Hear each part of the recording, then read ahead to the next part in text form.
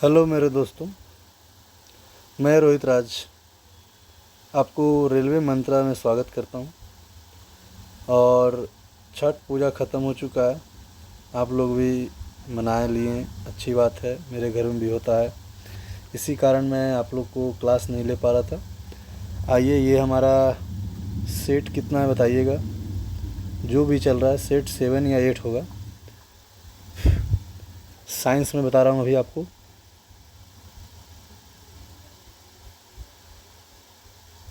पहला क्वेश्चन क्या दिया हुआ है, कवक की कोशिका भित्ति किससे बनी होती है। चलिए, कवक की कोशिका भित्ति किस चीज़ से बनी होती है। कवक की कोशिका भित्ति काइटिन से बनी होती है। ऑप्शन नंबर मेरा बी बिल्कुल सही जवाब है।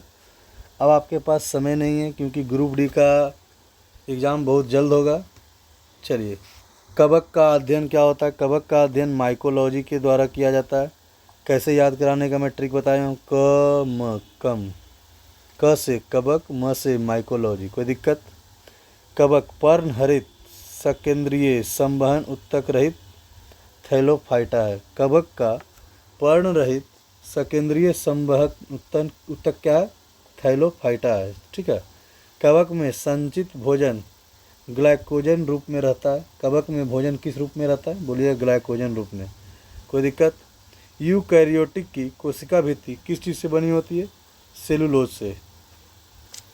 यूकैरियोटिक की कोशिका भित्ति किस चीज़ से बनी होती है, बोलिएगा सेलुलोज से। ठीक है। प्रोकैरियोटिक का कोशिका भित्ति किस चीज़ से बना होता है, प्रोटीन और कार्बोहाइड्रेट से। ठीक है। यूकैरियोटिक की कोशिका भित्ति किससे बनी होती है, सेलुलोज से। और प्रोकैरियोटिक की कोशिका भित्ति प्रोटीन और कार्बोहाइड्रेट से। चलिए, गुणसूत्र में क्रोमैटिड्स जिस बिंदु पर संलग्न होता है उस बिंदु का नाम क्या है, जो बताइए। चलिए, क्या बोला जाता है।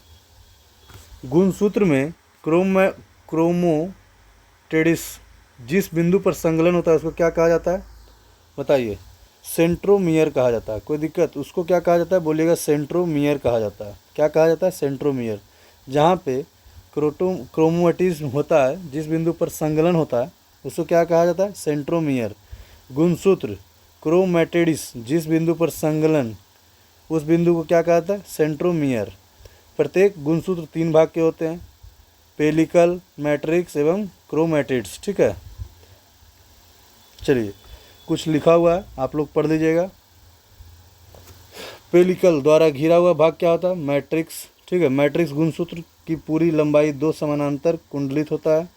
ठीक है। क्रोमैटिड्स या अर्ध गुणसूत्र भी कहा जाता है।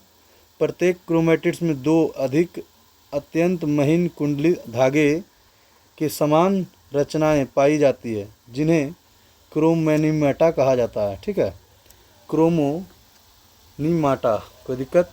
क्रोमैटिड डीएनए और हिस्टोन प्रोटीन का बना होता है। किस चीज़ से बना होता है, क्रोमैटिड डीएनए और हिस्टोन प्रोटीन का। सेंट्रोमियर गुणसूत्र के आकार निश्चित करता है। सेंट्रोमियर क्या काम करता है, गुणसूत्र का आकार निश्चित करता है। कोई दिक्कत। चलिए, सेंट्रोमियर के कारण गुणसूत्र 2 भागों में विभाजित हो जाता है। डीएनए के क्रियात्मक खंड को क्या कहा जाता है, बोलिए, जीन कहा जाता है। कोई दिक्कत। यहाँ क्या है, जीन। चलिए, डीएनए का क्रियात्मक खंड को क्या कहा जाता है, बोलिएगा जीन। निम्न में से कौन सा कार्बन का यौगिक नहीं है। चलिए, संगमरमर है, हीरा है, चौक है, डोलोमाइट है। बोलिए, बताइए क्या है, बोलिएगा हीरा नहीं है। कोई दिक्कत। ऑप्शन नंबर हीरा कार्बन का यौगिक नहीं है। हीरा का 2 अपरूप है, क्या ग्रेफाइट है, हीरा है। कार्बन का 2 अपरूप है। हीरा ताप एवं विद्युत का कुचालक है, उससे न विद्युत जाएगा न कि ताप जाएगा। हीरा का अपवर्तनांक कितना है, 2.47 या 2.42 बोलिए। ग्रेफाइट का अपेक्षित घनत्व 2.2। कार्बन के एक सार्वभौमिक तत्व माना जाता है। कार्बन को एक सार्वभौमिक तत्व माना जाता है। ग्रेफाइट विद्युत का क्या सुचालक है, मतलब ग्रेफाइट से विद्युत पास हो सकता है। ठीक है। चूना पत्थर से क्या निर्माण होता है, संगमरमर।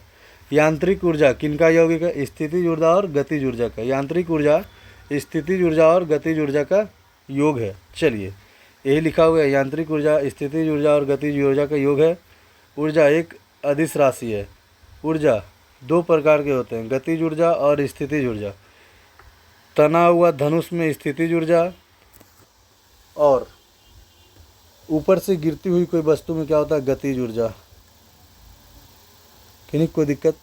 यदि, चलिए मैं बता देता हूँ। ऊर्जा कभी क्षय नहीं होता है, केवल ऊर्जा कभी क्षय नहीं हो सकता, ठीक है। ऊर्जा का केवल हस्तांतरण होता है, मतलब कि एक ऊर्जा से दूसरा ऊर्जा में रूपांतरण होता है, ठीक है। जैसे कि आपको मैं बताया था कि यदि इलेक्ट्रिक एनर्जी है तो पंखा चलता है तो क्या होता है, मैकेनिकल एनर्जी में कन्वर्ट हो जाता है। चलिए, ऊर्जा एक क्या है, अदिश राशि है, कोई दिक्कत? ऊर्जा का बीमीय सूत्र क्या है, बोलिए?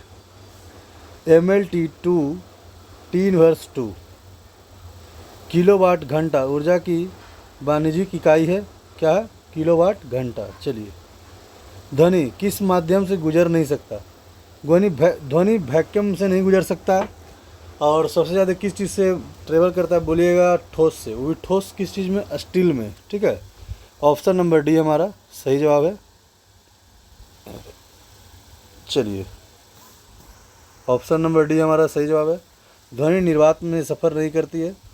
ध्वनि गमन करने के लिए माध्यम की आवश्यकता होती है। प्रकाश निर्वात में भी गमन कर सकता है। ध्वनि का वेग सबसे अधिक क्या होता है, ठोस में होता है। ध्वनि का वेग सबसे कम कहाँ होता है, गैस में होता है।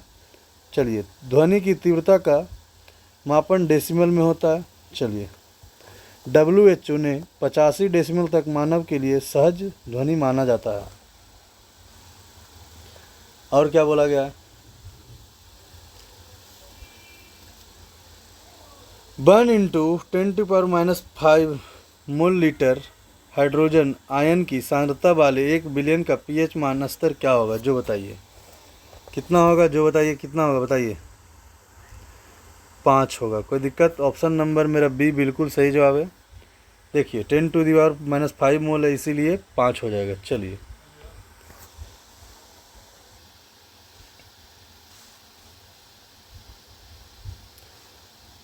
हाइड्रोजन आयन की सांद्र बिलियन का pH मान कितना होता है, बोलिए? 5, ठीक है।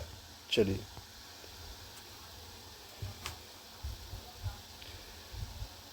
जिसका pH मान 7 से कम होता है उसको बोलते हैं क्या, अम्लीय विलयन। 7 से ज़्यादा होता है उसको क्षारीय बोलते हैं, और 7 होता है तो क्या बोलेंगे, न्यूट्रल।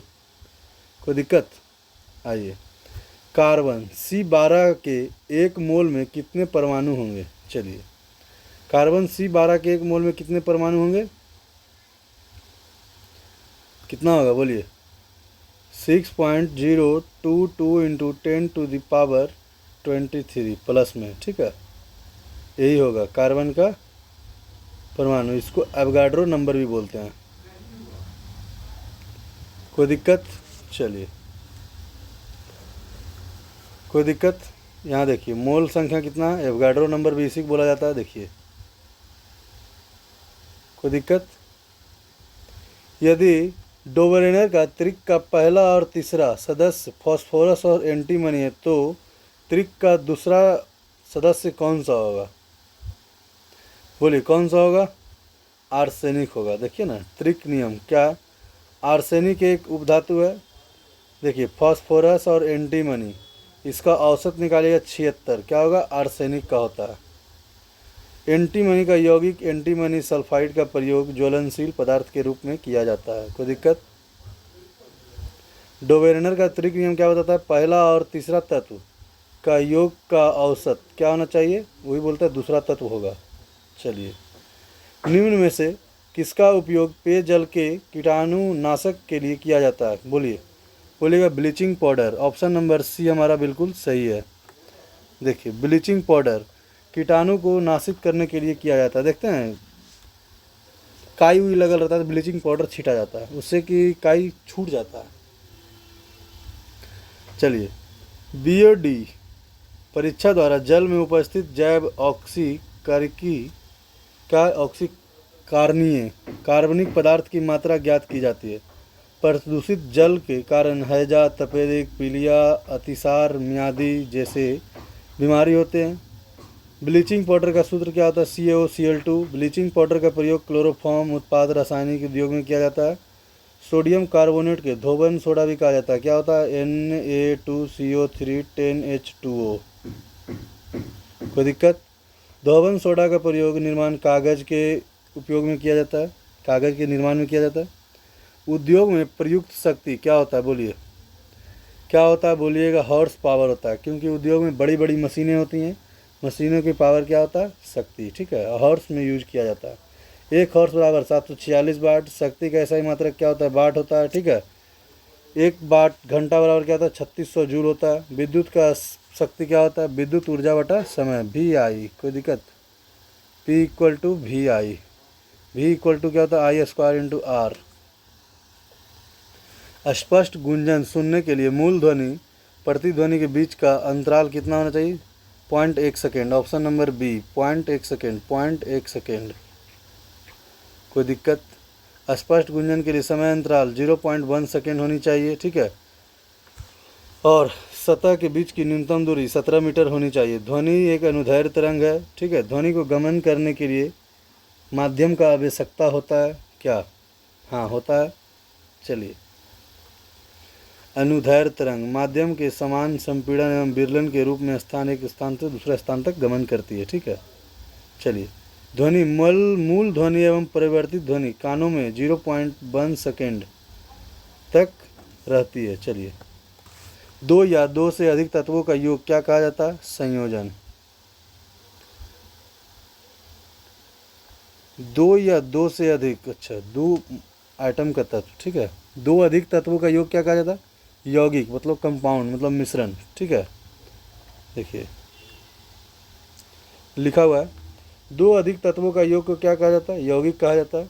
यौगिक के गुण अवयवी तत्वों के गुणों से भिन्न होते हैं। चलिए, एक समांगी मिश्रण, एक विसमांगी मिश्रण। समांगी मिश्रण वैसे मिश्रण को कहा जाता है जो समान मात्रा में घुल जाए, जिसमें छोटा छोटा कण दिखे नहीं। ठीक है, विसमांगी मिश्रण, जिस मिश्रण के प्रत्येक भाग के कण समान नहीं होते हैं, उसे विसमांगी मिश्रण। काम करने की क्षमता को क्या कहा जाता है? बोलिएगा ऊर्जा। काम करने की क्षमता को ऊर्जा, कार्य द्वारा प्राप्त ऊर्जा यांत्रिक ऊर्जा कहलाती है।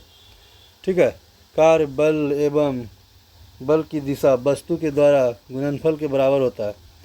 दाब का मात्रा क्या होता है? Newton metre square. चलिए, निम्नलिखित नियम किसने प्रतिपादन किया था? तत्वों के गुणधर्म उनके परमाणु द्रव्यमानों का आवधिक गुणधर्म होते हैं। बोलिए, मेंडलीव किए थे। कोई दिक्कत? कोची बोले थे आपको? MND, ये सब जो है द्रव्यमान के नियम दिए थे। मेंडलीव भी दिए थे, न्यूलैंड अष्टक नियम दिए थे। कोई दिक्कत? चलिए,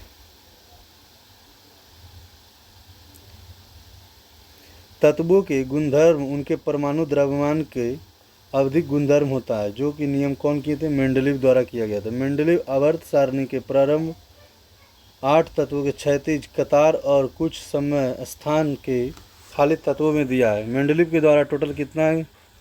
63। एका बोरोन, एका एल्युमिनियम, एका सिलिकॉन, एका मैग्नीज। कोई दिक्कत?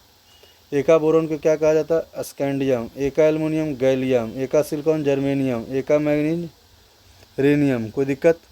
किसी फूल के मादा प्रजनन भाग हिस्से को क्या कहा जाता है? बोलिए, क्या कहा जाता है? अंडप कहा जाता है। सही है ना, अंडप कहा जाता है। कोई दिक्कत? पुरुष के पुंकेसर कहा जाता है। कोई दिक्कत? चलिए, पुरुष में क्या होता है? इस प्रकार होते हैं। यहाँ होता है पुतंतु, तना, पुंकेसर। पूरे को बोला जाता है पुंकेसर। कोई दिक्कत? चलिए, पुंकेसर वास्तविक में पुरुष का नर भाग है। ज्यांग पुरुष का वास्तविक मादा भाग है। ज्यांग पुष्प का सबसे भीतरी चक्र होता है। ज्यांग अंडकों से निर्माण होता है। कोई दिक्कत? बल की समीकरण F किसके बराबर होता है? F equal to M। ठीक है, M बराबर मास इंटू एक्सेलरेशन। चलिए, कोई दिक्कत? बल एक का व्यंजक, संवेग की परिभाषा, आवेग की परिभाषा, न्यूटन के द्वितीय गति का नियम, 3 बातों की जानकारी देती है। ठीक है, चलिए।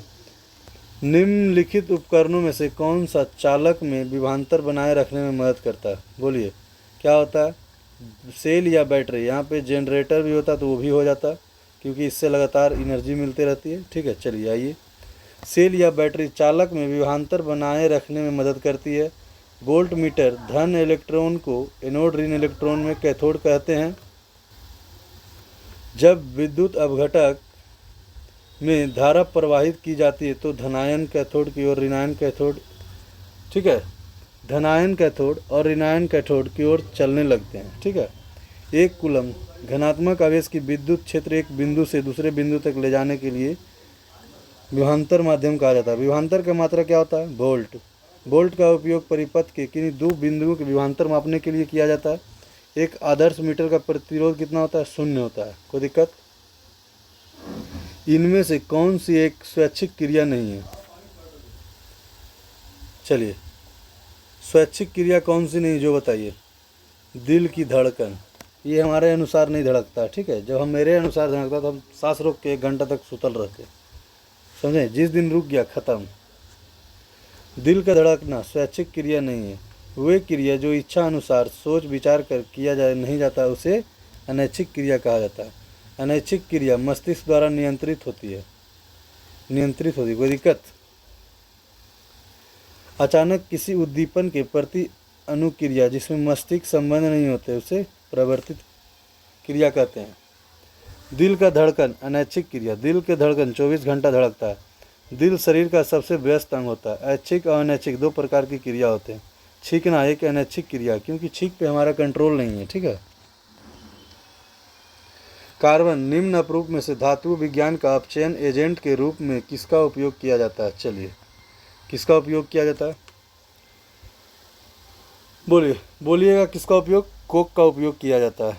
कोक क्या है? कार्बन का एक अपरूप है। देखिए, कार्बन का एक अपरूप क्या है? कोक है, जो अपचयन एजेंट के रूप में किया जाता है।